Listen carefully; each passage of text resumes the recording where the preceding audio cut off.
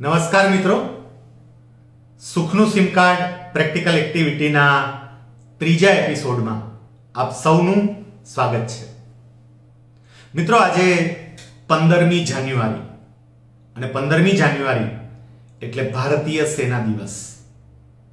આપ જાણો છો, આજથી 72 વર્ષ પહેલા 1949માં 15મી જાન્યુઆરીના દિવસે જનરલ બુચર પાસેથી જનરલ કરિયપ્પાએ ચાર્જ સંભાળ્યો અને ભારતને એના પોતાના પહેલા આર્મી ચીફ મળ્યા અને એમની યાદમાં 15મી જાન્યુઆરીને ભારતીય સેના દિવસ તરીકે ઉજવવામાં આવે છે.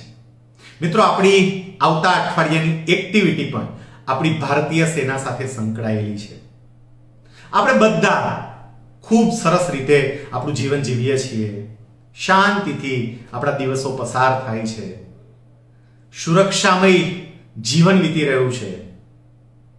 પણ તમે જાણો છો કે આપણી એ સુરક્ષા માટે આપણા સૈનિકો -55 ડિગ્રીથી શરૂ કરીને +55 ડિગ્રી તાપમાન હોય એવા વિસ્તારમાં પણ એમની સેવાઓ આપી રહ્યા છે.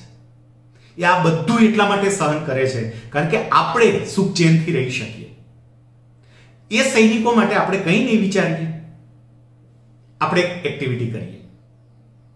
આપણા ઘરમાં એક ગલ્લો રાખીશું, એક પિગી બેંક રાખીશું અને એ પિગી બેંકમાં રોજનો માત્ર 1 રૂપિયો જમા કરીશું. આજથી શરૂ કરી અને આવતા સેના દિવસ સુધી રોજનો 1 રૂપિયો, પરિવાર દીઠ 1 રૂપિયો અને જો શક્ય બને તો પરિવારના પ્રત્યેક સભ્ય દીઠ 1 રૂપિયો, અને જે રકમ ભેગી થાય એ રકમ આવતા સેના દિવસે સેનાના પરિવારજનો માટે, સેનાની જે કંઈ પણ કલ્યાણમય પ્રવૃત્તિઓ હોય એના માટે એ રકમ આપણે ડોનેટ કરીશું. સાથે સાથે આપણે બીજી એક્ટિવિટી પણ કરવી છે. આપણે પોસ્ટકાર્ડ લખવાનું ભૂલી ગયા. નવી જનરેશનને તો કદાચ પોસ્ટકાર્ડ શું એ ખબર પણ નહીં હોય. નવી જનરેશનને એ આપણા પોસ્ટકાર્ડનો પરિચય કરાવો. પોસ્ટ ઓફિસે જઈ માત્ર 50 પૈસામાં મળતું પોસ્ટકાર્ડ લાવો અને ભારતીય સેનાનો આભાર માનતું એક પોસ્ટકાર્ડ લખો. પોસ્ટકાર્ડ તો લખશો, બાળકો પાસે લખાવડાવો, પણ એને પોસ્ટ ક્યાં કરશો? તો આપણે ગુજરાતના જ કોઈ પણ એનસીસી ગ્રુપ હેડક્વાર્ટર ખાતે એને પોસ્ટ કરીશું.